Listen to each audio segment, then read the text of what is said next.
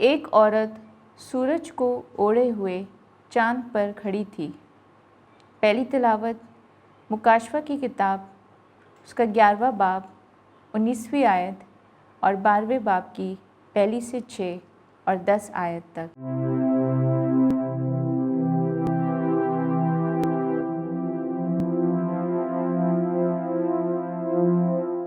اس وقت خدا کی ہیکل آسمان میں کھل گئی اور اس کی ہیکل میں اس کے عہد کا صندوق نظر آیا، اور بجلیاں اور آوازیں اور گرجیں پیدا ہوئیں، اور زلزلہ آیا اور بڑے بڑے اولے پڑے۔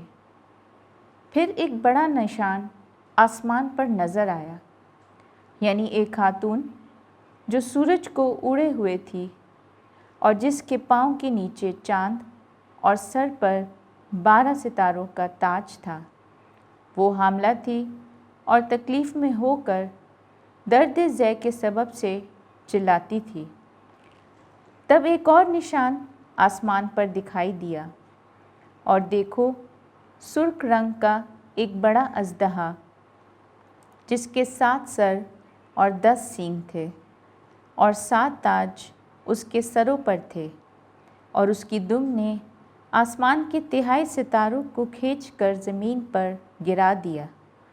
پھر اژدہا اس خاتون کے آگے جس کا بچہ پیدا ہونے کو تھا جا کھڑا ہوا، تاکہ جب بچہ پیدا ہو اسے نگل جائے، اور اس کے ہاں نرینہ فرزند ہوا، جو لوہے کے عصا سے سب قوموں پر حکومت کرے گا، اور اس کا فرزند خدا اور اس کے تخت کے پاس تک اٹھا لیا گیا۔ اور وہ خاتون بیابان میں بھاگ گئی، جہاں خدا نے اس کے لیے جگہ تیار کی ہے، تاکہ وہاں 1207 دن تک اس کی پرورش کی جائے۔ تب میں نے ایک بڑی آواز آسمان میں یہ کہتے سنی کہ اب نجات اور قدرت اور ہمارے خدا کی بادشاہی اور اس کے مسیح کا اختیار ظاہر ہوا۔ پاک کلام کے پڑھے اور سنے جانے پر خدا کی برکت ہو، خداوند کا شکر ہو۔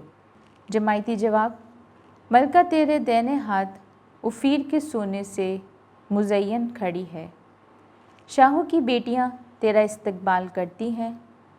ملکہ تیرے دائنے ہاتھ اوفیر کے سونے سے مزین ہے۔ اے بیٹی سن، غور کر کے کان لگا، اپنی قوم اور اپنے باپ کا گھر بھول جا۔ جماعتی جواب: ملکہ تیرے دائنے ہاتھ اوفیر کے سونے سے مزین کھڑی ہے۔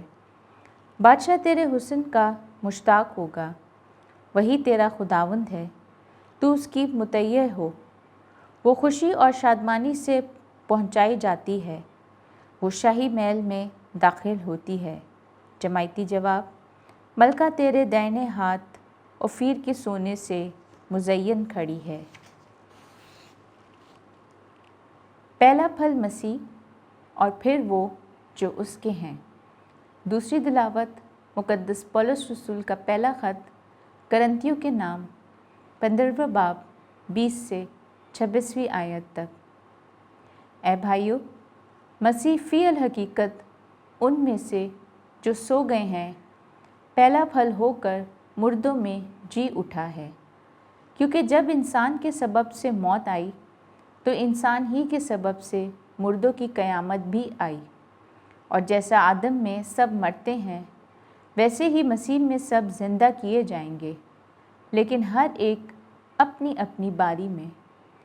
پہلا پھل مسیح، پھر وہ جو مسیح کی آمد پر اس کے ہیں، اور اس کے بعد خاتمہ ہوگا، جب وہ ساری حکومت اور سارا اختیار اور قدرت نیست کر کے سلطنت خدا یعنی باپ کے حوالے کر دے گا، کیونکہ جب تک وہ سب دشمنوں کو اپنے پاؤں تلے نہ لائے، ضرور ہے کہ سلطنت کرے۔